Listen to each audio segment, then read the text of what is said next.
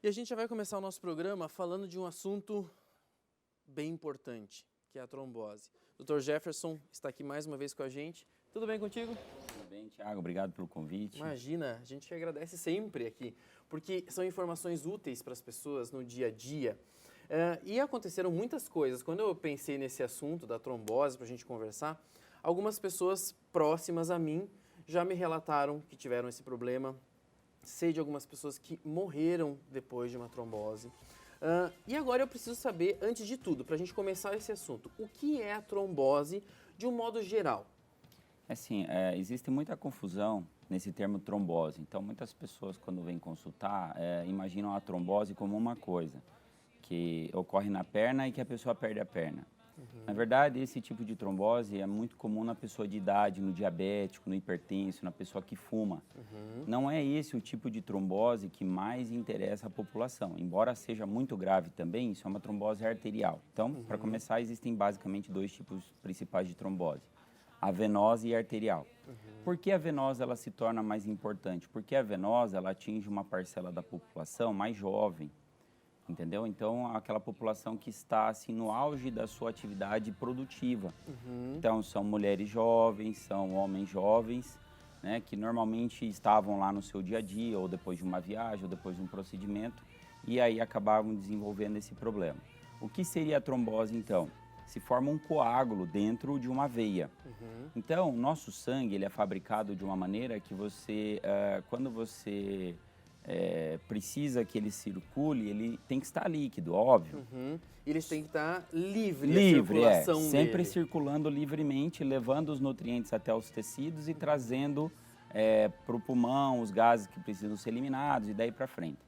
O que acontece? Por algum motivo, o nosso corpo ele tem um mecanismo muito específico, muito especial para controlar esse estado do sangue. Porque se você sofre um corte, o sangue tem que coagular.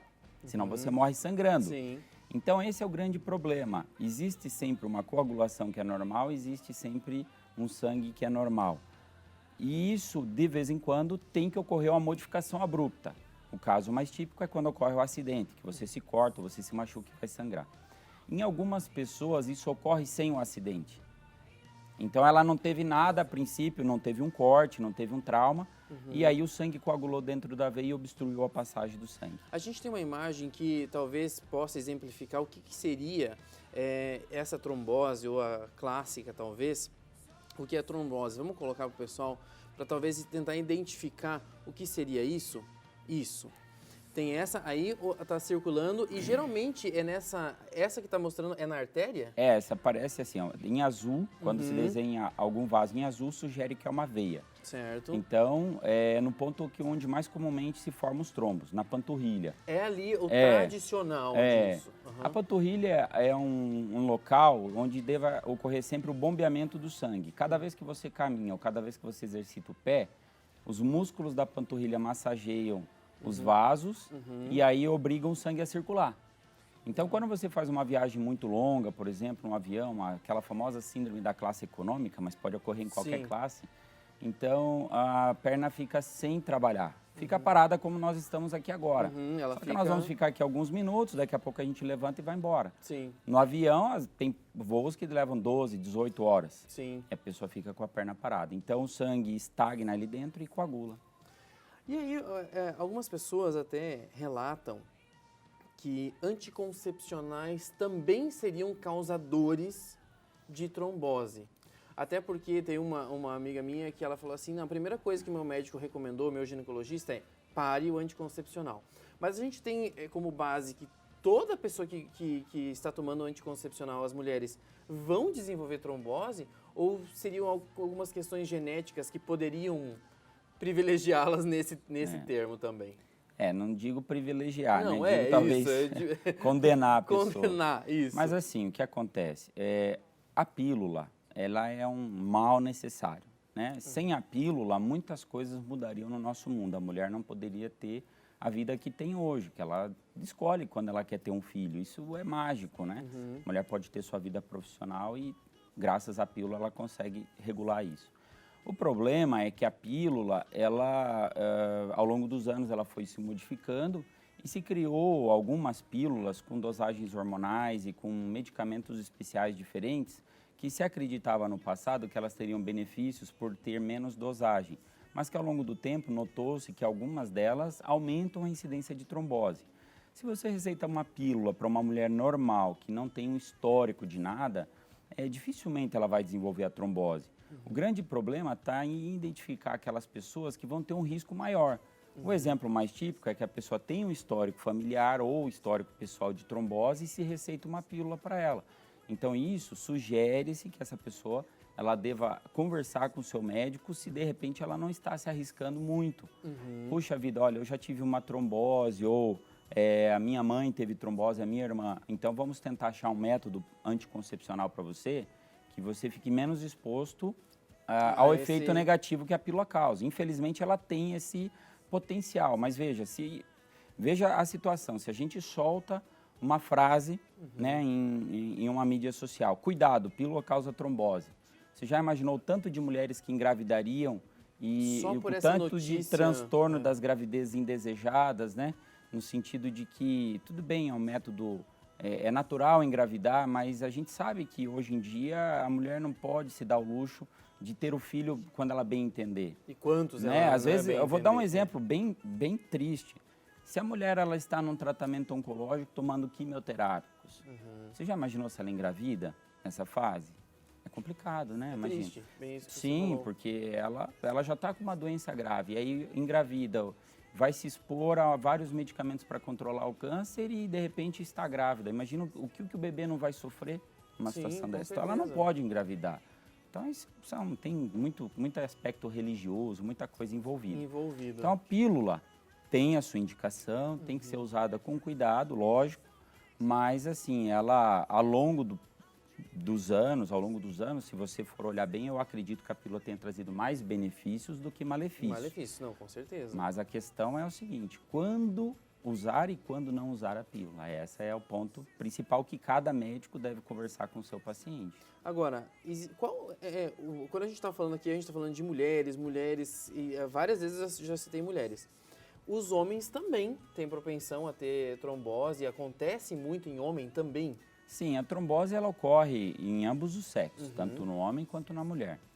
A mulher acaba tendo uma predisposição um pouco maior por conta das gravidezes, por conta dos hormônios que ela usa. Mas homens também têm muitas tromboses, né? Então, infelizmente, ela comete os dois sexos. Isso não dá para chegar a um ponto de dizer assim, não, a mulher tem mais do que o homem. Aparentemente, sim. Mas no Brasil, a gente tem uma dificuldade muito grande de angariar esses dados. Sim. Então, a gente usa muito dado americano, muito dado europeu. Mas, não necessariamente, eles têm o mesmo comportamento que a gente, entendeu? Sim, sim. Agora, existem alguns sintomas que a gente poderia dizer para as pessoas que seriam sintomas de uma possível trombose? Porque algumas pessoas relatam que começa com uma área pequena, vermelha, depois ela vai aumentando e é uma dor intensa. É basicamente isso? Não, existem vários tipos de trombose. A trombose mais clássica, a queixa que a pessoa vai ter é dor e inchaço. O problema é o seguinte, se eu falar que tem dor e inchaço, procure um médico, provavelmente a maior parte do seu estúdio vai sair daqui agora e vai para o médico. Porque todo mundo tem um pouco de dor e inchaço na perna, especialmente quando faz viagens muito longas. Então, assim, você tem que ficar atento quando isso é desproporcional. Então, exemplo mais típico. Eu estou com dor só na perna esquerda. Eu fiz a viagem, cheguei agora de viagem da Europa lá, por exemplo, e a perna esquerda me dói muito, a direita eu não sinto nada. Aumenta a probabilidade de ser um trombo. Aí uma pessoa que de repente está com essa suspeita em casa, o que ela pode fazer para ver se ela tem algum indício? Pega uma fita métrica, mede as panturrilhas. Então, normalmente as panturrilhas têm uma diferença pequena de diâmetro de uma para outra. 1 centímetro é normal, de 1 a 3 pode acontecer. De 3 a 5 centímetros de diferença sugere algum problema mais sério. E mais que 5, com certeza tem alguma coisa errada. Exceções são as pessoas que têm sequelas, né? Então, teve paralisia, a perna vai ser mais fina. Fez uma cirurgia muito grande de tendão de joelho, ela também vai atrofiar. Então, nesses casos, é óbvio que já vai existir uma diferença natural. Mas se você voltou de uma viagem ou fez uma cirurgia recente, ou às vezes do nada, eu tive uma aluna semana passada que praticamente ela só trabalhou, foi num estágio, ficou o dia inteiro em pé e começou com muita dor na panturrilha. Como a mãe já tinha tido histórico de trombose, então nós não pensamos duas vezes. Antes mesmo dos exames, suspendemos a pílula que ela estava usando, por coincidência, Sim. e já iniciamos o tratamento. E quando fizemos o ultrassom, confirmou que ela tinha. Então, ele tem um aspecto hereditário também. Também tem. Então, a gente tem que analisar Boa parte boa deles. parte deles. Outra questão que muitas pessoas poderiam se enganar, você também pode tirar agora essa dúvida, que a varize, ela pode levar a uma trombose. A gente chama de fator de risco, né? Então, são fatores de risco para trombose venosa. A obesidade, o histórico familiar, as chamadas trombofilias, né? Trombofilia é quando você tem alguma malformação no seu sangue, por exemplo, um defeito genético, que ele tem um distúrbio da coagulação, ele coagula mais rápido que o normal. As varizes, a profissão, né? Se a pessoa fica muito tempo parada em pé, as cirurgias longas. Então, tem uma série de fatores que são chamados fatores de risco. Então, as varizes são mais um deles, né?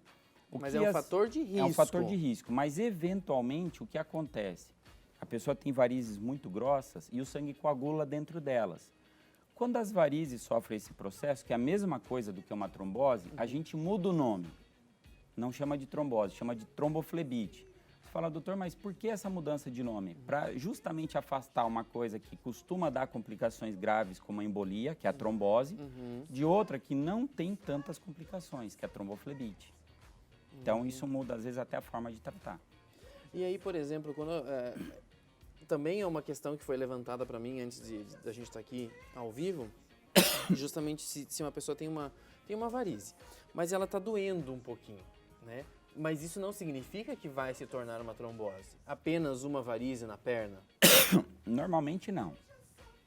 A dor e as varizes são coisas que caminham juntas, né?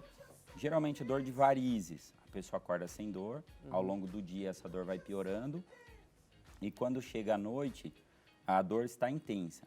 A pessoa deita e levanta as pernas, a dor passa. Quando tem trombos dentro dessa veia, então tromboflebite, a pessoa acorda com dor. Ela pode até piorar ao longo do dia, mas quando ela deita, ela alivia, ela não passa completamente. Sim. E além do que, você comentou agora há pouco que, então trombose fica vermelho, tal, aqui, local. Isso é comum da tromboflebite. A pessoa olha, estava um vermelhão na perna, bastante dolorido e endurecido. Então, geralmente, isso é a tromboflebite. Coágulo dentro de uma veia, como a trombose. Só que como a trombose ela está lá por dentro da perna, então as pessoas não vão conseguir visualizar esse efeito da trombose. Então, você não vai ver o vermelhão. Muito pelo contrário, muitas vezes uma pessoa com uma trombose grave, ela fica com a perna muito inchada e arroxeada. Eu não sei, a gente tem algumas imagens, inclusive, para mostrar para as pessoas essas cores que ficam nas pernas. Vamos mostrar agora? Porque, como eu falei, algumas pessoas imaginam que tenham alguma coisa, às vezes não tem. Por exemplo, esses roxos, assim, esse vermelho bem forte, e essas dores... Peça para a produção voltar aquela imagem. Na primeira imagem? Isso. Vamos, Se você olhar aquela imagem que ele acabou de passar, é uma tromboflebite. Ah, é? Aquela é uma tromboflebite, Já vamos uma tromboflebite de safena. É um trombo dentro da veia safena. Interessante, né? Porque existem essas diferenças que a pessoa, ao olho... Essa aí, isso, é uma tromboflebite. Aí. Isso é uma tromboflebite. Essa paciente provavelmente tinha varizes, a safena era doente, não tratou na hora certa. Dá até para ver que na panturrilha dela ali tem aquele escurecimento que é típico da doença venosa.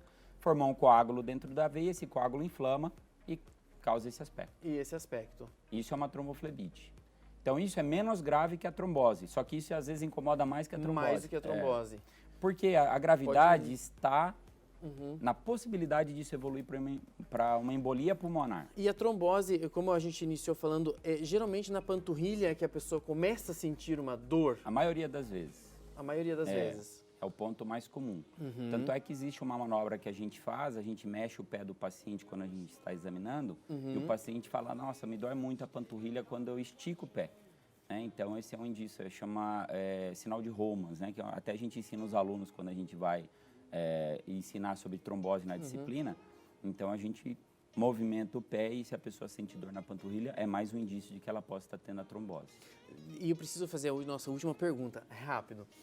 Doutor, quando uma pessoa faz uma cirurgia, e até você citou antes, né, a questão de um coágulo, que é embolia, Sim. né? Ele também é uma trombose, mas que ele pode ser em outras regiões? Ou é A geralmente... embolia nada mais é do que o seguinte, então a pessoa, você falou da cirurgia, Uhum. o paciente foi submetido a uma cirurgia, pode ser que não tenha tomado todos os cuidados necessários.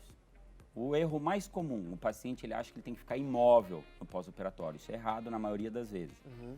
Forma um coágulo dentro da veia, aí ele levanta para ir até o banheiro, esse coágulo desprende e sobe até o pulmão.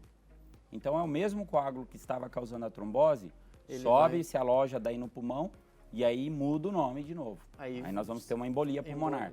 E por que embolia é perigosa? Porque o pulmão é quem oxigena o sangue. Uhum. E quando ele para ocorrer a oxigenação, ele tem que estar livre para o sangue passar por ele. Uhum. Se um coágulo sobe e entope por onde o sangue passa, a gente deixa de oxigenar. Então, a manifestação mais comum da embolia é a falta de ar. Uhum. Já não é aquela questão da dor na perna. A pessoa fica com muita falta de ar e ela, doutor, não estou aguentando. Tenho dor aqui no tórax e falta de ar. Indícios de que ela complicou a trombose como uma embolia. Gente, o assunto é muito legal, tá? Mas a gente precisa encerrar, porque tem outros assuntos para a gente tratar no programa. Doutor Jefferson, obrigado mais uma vez por ter vindo aqui no nosso programa. Eu que agradeço, Thiago. Parabéns à produção da KTV. Está muito bacana o cenário, todo mundo, e os temas também muito atuais. Valeu. Parabéns. Obrigado, viu?